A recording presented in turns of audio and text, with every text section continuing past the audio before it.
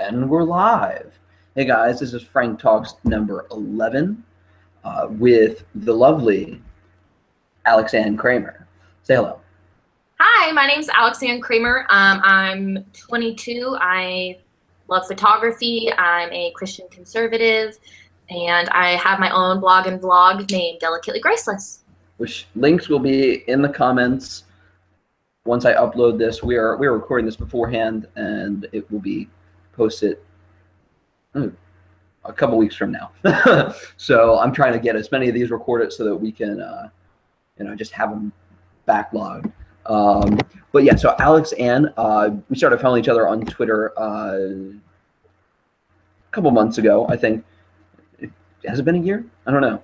I don't think it's been that long. See, did you go to women's leadership, Young Women's Leadership Summit? Yes. Okay, so I started following a bunch of people on when that happened. You may have been one of those, but either way, so it's somewhere between a year and a couple months. But yeah, so I've noticed, a lot of your tweets, and we're very like-minded. So I think I want to have more Christian conservatives on to talk about conservatism, and also a bit about their faith and how conservatism ties in with their faith. So we were talking before, me and Alixanne were talking before before we went live here, and Alixanne gave me just a little taste of her story. She was talking about how she kind of grew up in one certain household, and she went one way, and she came back the other way. So I'm not going to ruin your story. I'm going to let you tell it. So I want you to tell us a little bit about how you came to conservatism and how that ties into your faith. Okay, so I grew up in a very Christian conservative household with my parents still married, of course, and an older sister. So I've always attended public schools, grew up in a middle-class household. As a kid, I feel like you tend to cling to your parents' beliefs, but once you get to a certain age, of course, you kind of start to get a free mind, and I think a lot of people kind of drift away because, especially going to a public school, I remember teachers trying to instill in us different ideas, such as global warming's real, Obama should be president because of his race, and they always also try to mention women's rights kind of in there, kind of how didn't really have them. But I remember in 8th grade telling my dad that Obama should be president, and the reasoning was because he was African American. And sound reasoning there. Well, then I started to learn about his ideas, campaigns, and goals, and started to actually think for myself. And also, I realized in 8th grade when one of my history teachers, they gave us this quiz. And it was kind of see which side you fall on. And I definitely did not side with Obama. And I realized you're just kind of on the bandwagon here, and you need to actually stand up for what you believe in instead of, kind of just going to the wayside. And so once people kind of found out that I was not for Obama, I got called that I was a horrible person because I did not want Obama as president. Well, first off, I do not vote based on color or gender. I vote based off of ideas, campaign promises, and, how much they love America. I mean, I feel like that's pretty important. But I would say it still has a lot to do with what why I believe what I believe. I do, of course, believe in separation of church and state. But I believe that to a certain extent because, our nation was founded on God. It says in God we trust. It's kind of at the roots. I actually used to get really angry in high school, especially when I was starting to get passionate about politics. Because, we're learning about historical events along with religions, and pretty much every religion was talked about in depth besides Christianity. Mm-hmm. I remember in our history book, as my sophomore year, there was 2 paragraphs on Christianity and chapters on Hinduism and Buddhism. And my teacher actually had us write a paper on how karma has affected our life. And I remember being if I believed in karma, I would say this could relate to it, because I kind of had to still stick up for what I believe in while trying to get a good grade. So I actually remember leaving his classroom, and I told him I didn't believe in karma, and I like tripped on the way out, and he said, "Hey, there's karma for you." And I was like, "You're funny." So I used to get really angry, and I actually got in an argument with him in class because I was like, why are we spending so many days learning about Buddhism and Hinduism, but we're not really talking about Christianity? And he proceeds to tell me, Christianity has not been around long enough. It's not as much of a lifestyle. And I said, well, I completely disagree.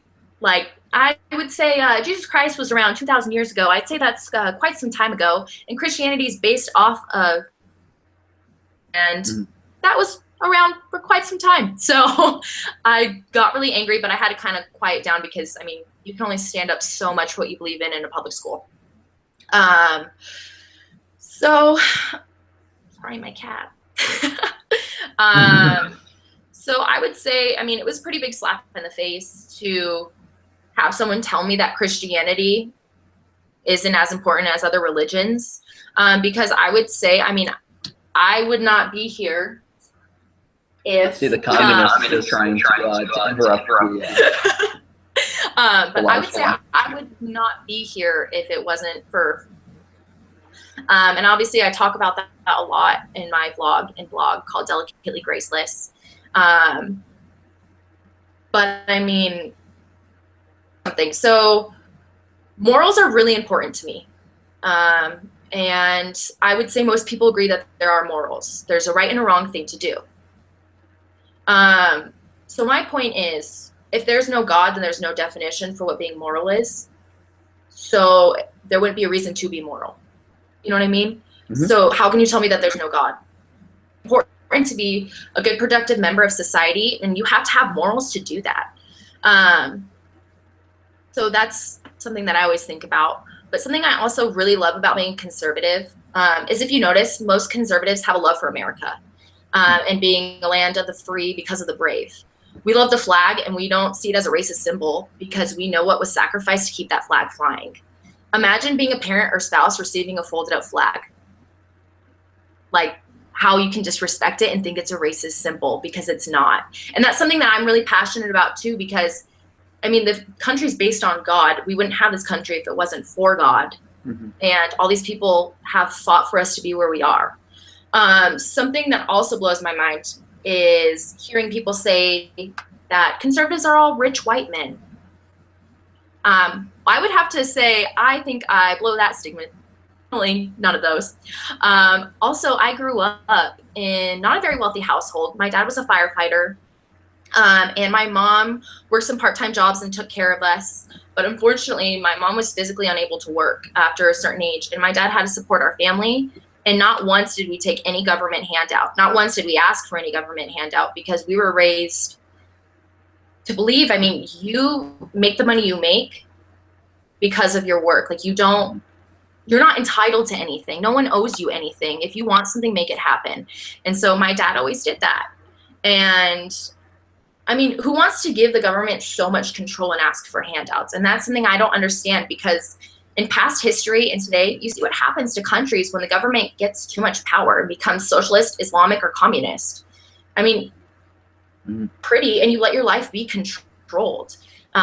People say they want a socialist country, so everything is fair because there's a wage gap. Let me tell you, there is no wage gap, because I work in a man's industry. And people say it's bad to say it's a man's industry, because Harrison Ford was kind of one of the founders of vehicles. You know what I mean? Like, it's a guys enjoy mechanics and vehicles, everything. And I do too, but it is a man's world. Most girls don't enjoy working in that.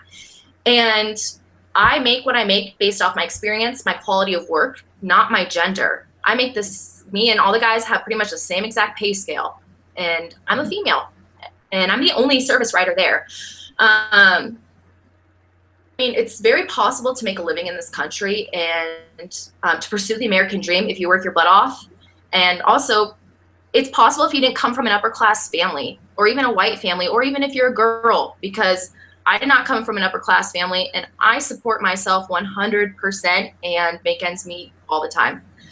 So I feel like people try to use the empathy card, And I think that irritates me the most, because we live in the 21st century. We do not live in the 1800s. The Women's March is not for me whatsoever. I think everybody in the Women's March should go live in a third world country for a month and then tell me how oppressed they are, because we are not oppressed whatsoever. And it makes the left look silly.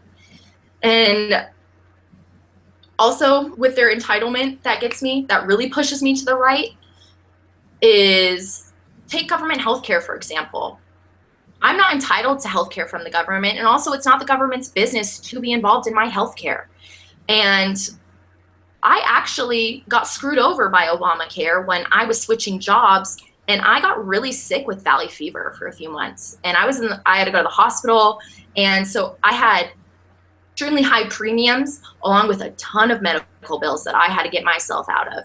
And that's an issue. Like, Obamacare does not work, and I don't understand, because I've dealt with it, so I know it's not a solution. And people just feel so entitled, and that's not how it works. They also say they're against violence. They go insane. They only support you if you agree, and I don't think that's okay, because you're supposed to treat your neighbor as yourself, not destroy property, shoot politicians, and have violent protests with children involved. It's plain and simple, the Women's March does not march for me. The left does not. They don't stand for anybody that has any different ideas. And what's cool about the right is you get to create your own dream, your own life, and live it to the fullest extent.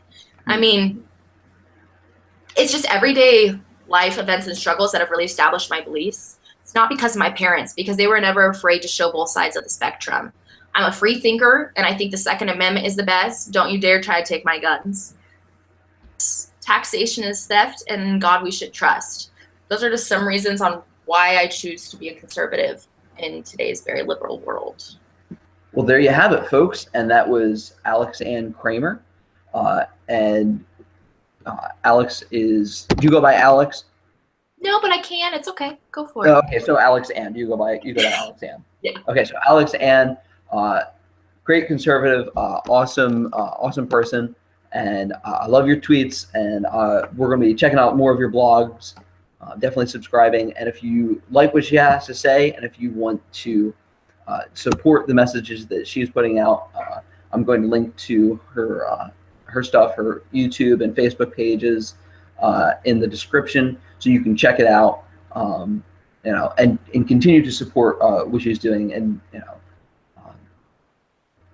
as you know, it's the same thing with me. As you continue to support the messages getting out by following us and subscribing and all these different things, hopefully we'll be able to continue to improve the delivery of our message, so that more people will want to listen to us, and we can get this out to more people. So thank you guys for your time. If you like this video, don't forget to like it and share.